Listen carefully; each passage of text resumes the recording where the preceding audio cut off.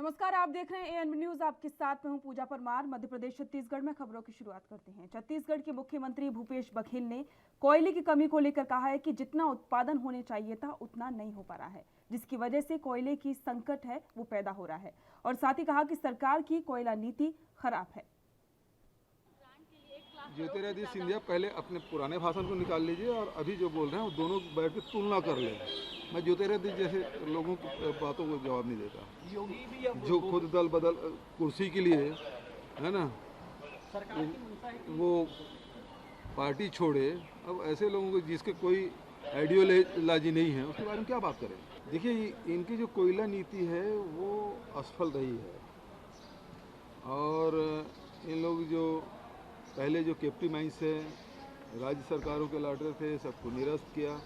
उसके बाद ये लोग नीलाम किए, नीलाम में कोई पार्टिसिपेट नहीं किए और उसके बाद स्थिति ये है न राज्य सरकार को ये लोग खदान अलाट करे ठीक से, न ही जो कैप्टिव यूज़र हैं। उसके कारण से आज यदि राज्यों को कोयले की बात करें, देश के अंदर की जो कोयला है वो 3,000 से 4,000 रुपये प्रति टन है। विदेश से जो कोयला आने वाला है वो 15,000 से 20,000 प्रति टन है। तो इतना भार राज्य सरकार के जितने भी इलेक्ट्रिसिटी बोर्ड है उस पर आएगा। तो इसका मतलब ये है कि उत्पादन महंगा होगा तो बिजली भी महंगी होगी। और दूसरी बात ये है कि अब विदेशी कोयला है उसे आयात करने के लिए और उसे खपाने के लिए लगातार हर राज्यों को दबाव बनाया जा रहा है। तो स्थिति तो कोयले की ठीक नहीं है। पिछले समय तो कैसे करके संभल गया और अब जो स्थिति है वो भयावह होने वाली है। तो बहुत सारे राज्य की स्थिति है कि वो राहुल जी ने तो एवरेज में 8 दिन का बताया है, वो 3 दिन 4 दिन, किसी राज्य में तो 1.5 दिन का है। मध्य प्रदेश में मुख्यमंत्री तीर्थ दर्शन यात्रा 19 अप्रैल से दोबारा शुरू हो चुकी है। सीएम शिवराज सिंह चौहान ने रानी कमलापति रेलवे स्टेशन से काशी विश्वनाथ तीर्थ यात्रियों को रवाना किया। 22 अप्रैल को ये यात्रा दोबारा से लौटेगी। जब सिलेक्शन हुआ आवेदन में तो पति का हो गया, पत्नी छूट गई। तो फिर मुझे कहा कि अरे बेटा, अरे मैं डुकरिया हूं, दादा के संग चला जान दे तेरे अलग अलग मत कर बेटा, संग करवा दे रे। तो हमने तय किया कि दादा और बहू डुकरा डुकरिया संग ही जाएंगे। एक का सिलेक्शन हो गया तो 2 ही जाएंगे। अच्छा, फिर क्या जरा बुजुर्गों का सिलेक्शन तो 60 तो सबसे कम उम्र है, 60 से ऊपर के, तो फिर 70-80 के भी। तो फिर जब 2, 4, 5, 10 ट्रेन निकल गई तो फिर मांग आई। और मुझे कहा कि बेटा क्या, अरे कल डुकरा डुकरिया है, कहीं ट्रेन से उतरबे में हाथ भी पकड़ना पड़े, ध्यान भी रखना पड़े। तो कहले एक बात और कर दे कि जो ज्यादा बुजुर्ग है उनके साथ एक और कर दे संग, तो ढंग से यात्रा करवा दे, दर्शन पर्सन। बोले गंगा जी में नहा भी गए और कहीं वहीं खिसक गए तो पकड़े कौन हमें। तो हमने कहा ठीक है। मध्य प्रदेश के गृह मंत्री नरोत्तम मिश्रा ने खरगोन हिंसा के साथ ही प्रदेश में चल रही सियासत और केंद्रीय गृह मंत्री अमित शाह के दौरे को लेकर प्रतिक्रिया दी। खरगोन के अंदर वीडियो फुटेज जो आए हैं, उन वीडियो फुटेज के अंदर लोग पहचाने जा रहे हैं। अभी तक 154 लोग कुल गिरफ्तार हुए। 2 लोगों पर रासुका की कार्रवाई की है। मोहसिन उर्फ नाती, नवाज पिता आसिफ, ये दोनों पर, मोहसिन पर 10 से अधिक अपराध हैं और नवाज पर 8 से अधिक अपराध हैं। जो विजुअल फुटेज आए हैं उनमें ये साबित हुए हैं। एसपी साहब पर जो गोली चलाई थी वो व्यक्ति भी पहचान लिया गया है। वसीम उर्फ मोहसिन उसका नाम है, वो भी पहचान लिया गया है। एक तेजू जो पान वाला था उसका भी वीडियो आया है, जिसे कल इंदौर से गिरफ्तार किया है, जो पत्थर फेंकते हुए स्पष्ट दिखाई दे रहा है। वो वीडियो भी उपलब्ध है हमारे पास में। ये ताजा अपडेट। दिल्ली मध्य प्रदेश ऐसे नहीं देखो इसको। जो लोग समाज के अंदर शांति भंग करते हैं, जो लोग समाज के दुश्मन हैं, उन लोगों को किसी जाति से नहीं जोड़ना चाहिए, उन्हें दंगाई ही कहना चाहिए। अतिक्रमण कारक हो, दंगाई हो, इनके साथ तो वही सलूक होना चाहिए जो होता है। पीके की भी चर्चा है सर। पीके आए हैं तो इस बार कांग्रेस को लिटा के जाएंगे। अब जहाँ तक कमलनाथ की बात है तो उनके बारे में मैं क्या कहूँ, बुजुर्ग हैं, पर जो जनता से नहीं सीखे अब उन्हें सिखाएंगे पीके। कमलनाथ, दिग्विजय सिंह सभी मीटिंग में शामिल। उसको उसीलिए तो आज बैठक बुलाई है, उनसे जो सीख के आए हैं अब वो बताएंगे। बाकी तो बताने को अब कुछ बता नहीं है। व्यक्तित्व आ रहा है प्रदेश में जो ओजस्वी वक्ता और तेजस्वी व्यक्तित्व का धनी है। एक ऐसा व्यक्तित्व आ रहा है जिसने वर्षों से लंबित 370 की समस्या को, 35A की समस्या को, ट्रिपल तलाक की समस्या को, CAA की बात को जिस व्यक्ति ने निपटाया है, ऐसे व्यक्ति की। मध्य प्रदेश के खरगोन में रामनवमी के दिन जो हिंसा हुई और उसके बाद में सरकार की कार्रवाई पर विपक्ष सरकार को घेरने की कोशिश कर रहा है। शिवराज सरकार के मंत्री विश्वास सारंग का कहना है कि जिन लोगों ने रामनवमी में जुलूस पर पथराव किया, उनकी इस पत्थरबाजी की मानसिकता को कुचल दिया जाएगा। और साथ ही सारंग ने प्रशासनिक कार्रवाई को लेकर कहा कि मध्य प्रदेश में हम जो भी कार्रवाई कर रहे हैं वो पूरी तरह से संवैधानिक है। कानून में लिखा है मध्य प्रदेश में हम जो भी कार्रवाई कर रहे हैं वो पूरी तरह संवैधानिक है। मध्य प्रदेश में 2 कानून हैं इस तरह के मामले में। पहला कानून है prevention of damages to private and public properties and recovery of damages. इसके माध्यम से हम दंगाइयों को आइडेंटिफाई करते हैं। वो लोग जिन्होंने की पब्लिक या प्राइवेट प्रॉपर्टीज को डैमेज किया है, उसको क्षति पहुंचाई है, उसकी रिकवरी के लिए हमने ट्रिब्यूनल बनाया है। ये सुनिश्चित किया है कि दंगाइयों से ही हम इसकी वसूली करेंगे। और दूसरा हमारा कानून है म्युनिसिपल कॉर्पोरेशन एक्ट 1956। उसके तहत लोकल सेल बॉडी के पास ये अधिकार है कि किसी व्यक्ति ने यदि इलीगल कंस्ट्रक्शन किया है, अतिक्रमण किया है, तो उसको वो तोड़ सकता है, उस पर बुलडोजर चला सकता है। और इन दोनों कानूनों के तहत ही हमने कार्रवाई की है। कार्रवाई कहीं गलत नहीं है। ये कांग्रेस के नेता तथा कथित वामपंथी। मध्य प्रदेश के खरगोन हिंसा में पथराव और आगजनी से भारी तबाही का आकलन करने ACS राजेश राजौरा और ADGP विपिन माहेश्वरी पहुंचे। उन्होंने हिंसा प्रभावित स्थानों पर पहुंचकर आगजनी में ध्वस्त मकानों और दुकानों का मुआयना किया। शासन द्वारा स्वीकृत 1 करोड़ रुपए की सहायता राशि जल्द से जल्द वितरित करने के भी DM को निर्देश दिए गए हैं। वहीं आपको बता दें कि खरगोन शहर में पिछले 11 दिनों में बुधवार यानी कि आज सुबह पहली बार कर्फ्यू में एक साथ 6 घंटे के लिए ढील दी गई थी। स्थानीय प्रशासन 14 अप्रैल से हर दिन या तो सुबह या फिर 2 शिफ्ट में कर्फ्यू में ढील दे रहा है, लेकिन बुधवार को पहली बार सुबह 10 बजे से लेकर शाम 4 बजे तक छूट दी गई थी। सरकार की ओर से जारी एक आदेश में कहा गया है कि जो लोग अपने घर के पास स्थित दुकानों से जरूरी सामान की खरीदारी ही कर सकते हैं, क्योंकि इस दौरान सड़कों पर वाहन ले जाने की इजाजत नहीं है। और ADG सर दोनों आए हैं। जहां घटना हुआ था घटनास्थल भी जाके देखे थे और जो विक्टिम्स है पीड़ितों का घर भी जाके देखे थे। और जो 1 करोड़ सहायता राशि जो गवर्नमेंट ने दिया है उसको जल्द से जल्द बांटने के लिए जो है हमको निर्देश दिए गए हैं। साथ ही जो है सभी समुदाय के लोगों के बीच में भी जो है चर्चा किए हैं। इसके बाद जो है कैसे सामान्य स्थिति जल्दी वापस लेके आने के लिए भी रणनीति बनाई गई है। CM की जैसे मंशा है कि जो जिनके घर टूटे उनके घर बना के दिए जाएंगे, तो वो कितने वैसे मकान जिनको बना के दिए जाएंगे शासन? अभी हमने जो सर्वे किया है उसके बाद जो है हम आपको जल्दी से। मध्य प्रदेश की राजधानी भोपाल में चिकित्सा शिक्षा मंत्री विश्वास सारंग ने गांधी मेडिकल कॉलेज में साधारण सभा की बैठक ली। इस बैठक के दौरान गांधी मेडिकल कॉलेज परिसर में निर्माण संबंधी विषय पर अधिकारियों के साथ चर्चा कर आवश्यक दिशा निर्देश भी जारी किए। आपको बता दें कि इस अवसर पर कमिश्नर भोपाल संभाग Gulshan Bamra, ADM Dilip Kumar Yadav, Gandhi medical college के डीन डॉक्टर अरविंद राय, अधीक्षक दीपक मरावी सहित संबंधित अधिकारी मौजूद थे।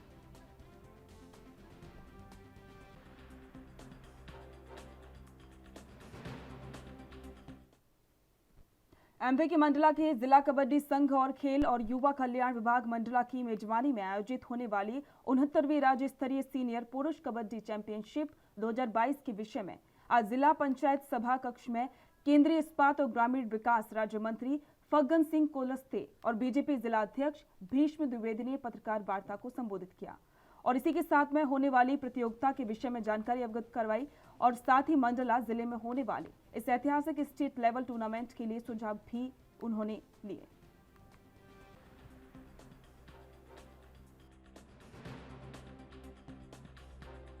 सभी को बताया कि ये मंडला जिले का हमारा अपना सौभाग्य है कि राज्य स्तरीय कबड्डी सीनियर हमारे ज़िले में 28 अप्रैल से 1 मई के बीच में होना है और यह आयोजन हमारे मध्य प्रदेश के स्तर से बहुत बड़ा आयोजन है और ये हमारा अपना सौभाग्य है कि हमारे अपने ज़िले को मिला और हमारा कबड्डी संघ जो स्थानीय रूप से हमारी अपने कुछ लोगों से, कुछ हमारे शासकीय कर्मचारी हैं, कुछ उसमें हमारे शहर के लोग हैं, ऐसे सब लोगों से समन्वित रूप से एक टीम बनी हुई है और उस टीम के माध्यम से हम इस आयोजन को अपने शहर को सौंपना चाहते हैं, अपने शहर के उन खिलाड़ियों को सौंपना चाहते हैं जिन्होंने लंबे समय तक खेल को अपना दिया हुआ है। तो ऐसे सारे खिलाड़ियों की उपस्थिति में एक परिवार रूपी माहौल में तकरीबन 1000 खिलाड़ियों के साथ 75 टीमें मध्य प्रदेश की 4 दिन के लिए मंडला के अंदर धूम मचाएंगी, कबड्डी खेलेंगे। मध्य प्रदेश में कोरोना के मामले फिर से बढ़ने लगे हैं। प्रदेश में 7000 कोरोना जांच में 6 नए पॉजिटिव मिले हैं। इनमें से सबसे ज्यादा 5 मरीज इंदौर और 1 शिवपुरी में मिला है। प्रदेश में अभी 15 कोरोना पॉजिटिव अस्पतालों में भर्ती हैं। इनमें से 3 मरीज ऑक्सीजन सपोर्ट पर हैं। कोरोना को लेकर गृह मंत्री नरोत्तम मिश्रा ने जानकारी साझा की। पिछले 24 घंटे में कोरोना के 6 नए प्रकरण संपूर्ण मध्य प्रदेश में आए हैं, जबकि ठीक होकर अपने घरों की ओर, गंतव्य की ओर जाने वाले 10 लोग हैं। एक्टिव केस कोरोना के अब मध्य प्रदेश में कुल 45 बचे हैं।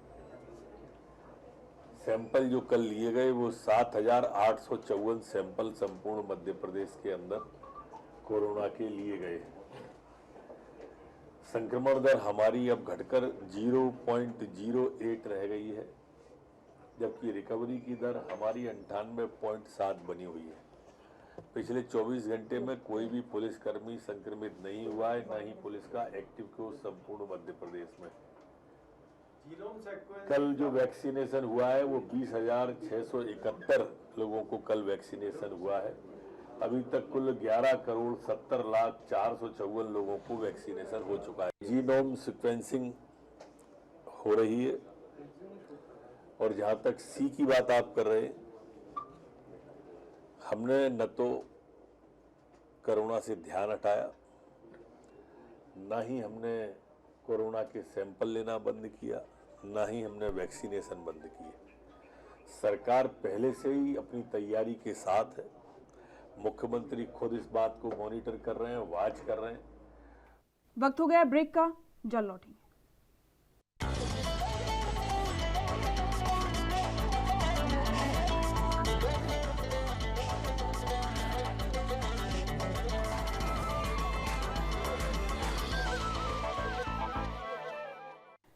ब्रेक के बाद स्वागत है। बढ़ते हैं अगली खबर की ओर। एक और जहां दंतेवाड़ा पुलिस लगातार नक्सलियों के खिलाफ कार्रवाई कर रही है, तो वहीं दूसरी तरफ ग्रामीणों की सहायता करने में भी अपना योगदान दे रही है।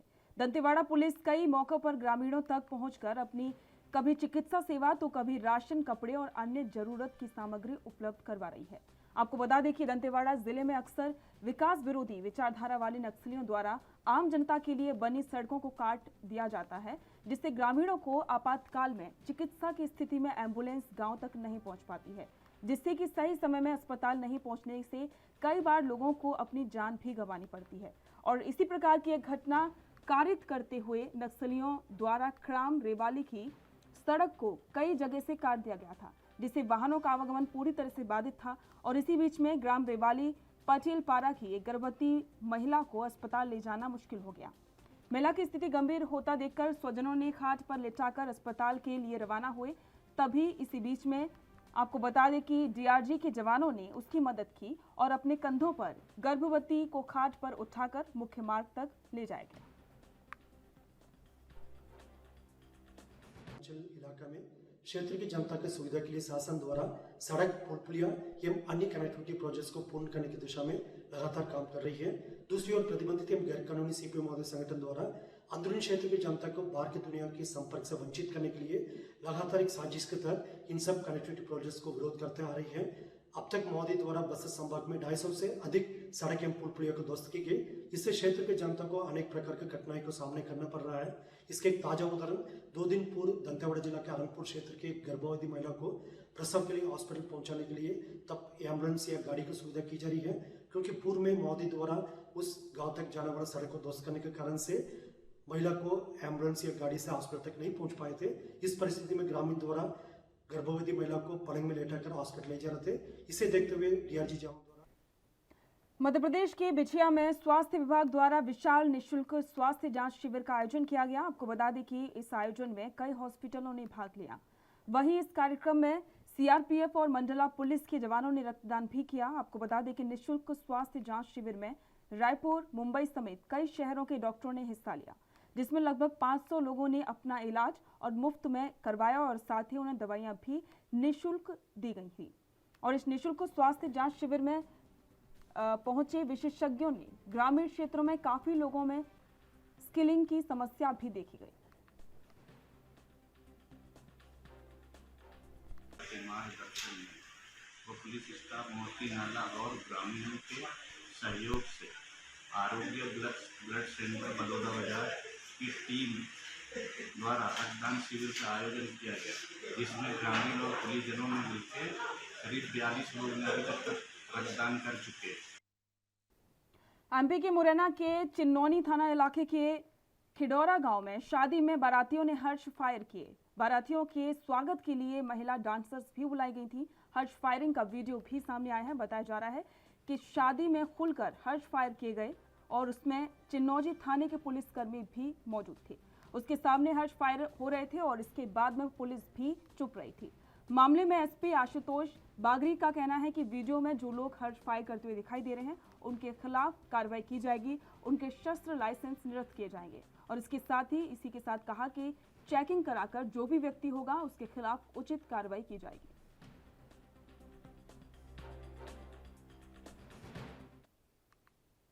बालाघाट के दक्षिण लामता सामान्य में चाचेरी बीट से सागौन की अवैध तस्करी करने वाले पुलिस आरक्षक सहित 3 आरोपियों को वन विभाग की टीम ने गिरफ्तार किया है। इस संबंध में वन विभाग के एसडीओ प्रशांत कुमार साकरे ने बताया कि सागौन की पिकअप वाहन से तस्करी की जा रही थी, जिसे जब्त किया गया है। मामले में मुख्य आरोपी पुलिस लाइन में पदस्थ आरक्षक शैलेंद्र सिंह राजपूत सहित 3 को गिरफ्तार किया गया है।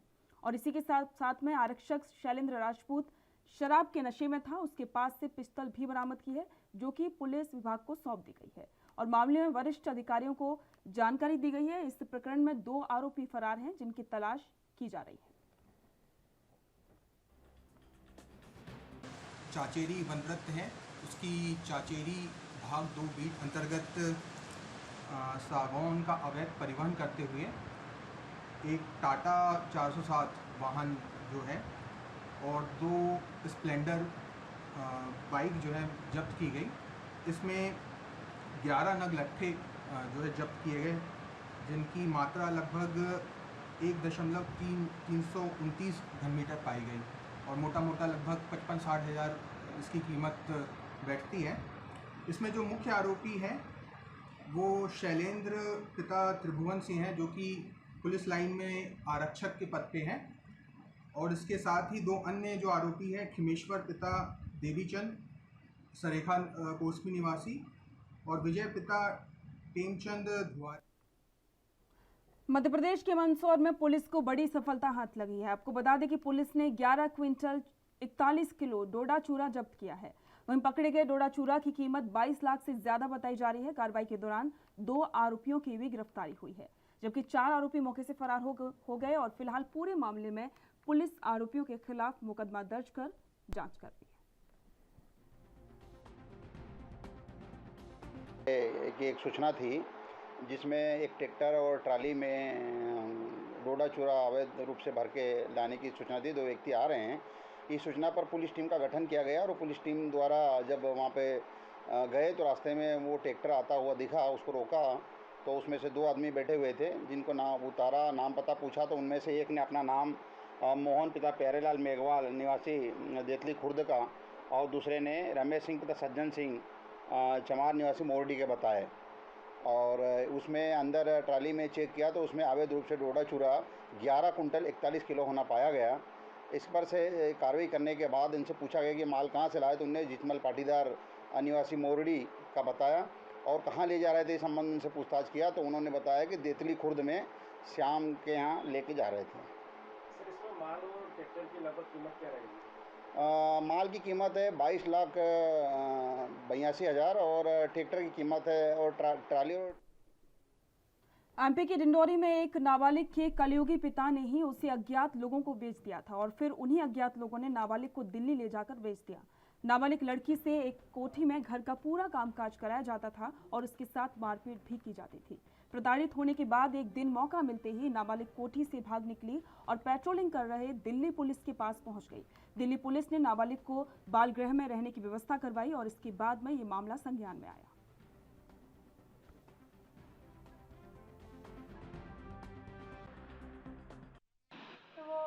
मतलब मैं अपनी आधी दादी के घर पे थी तो मेरे पापा ने मेरे को जबरदस्त ले गए। फिर जो भैया था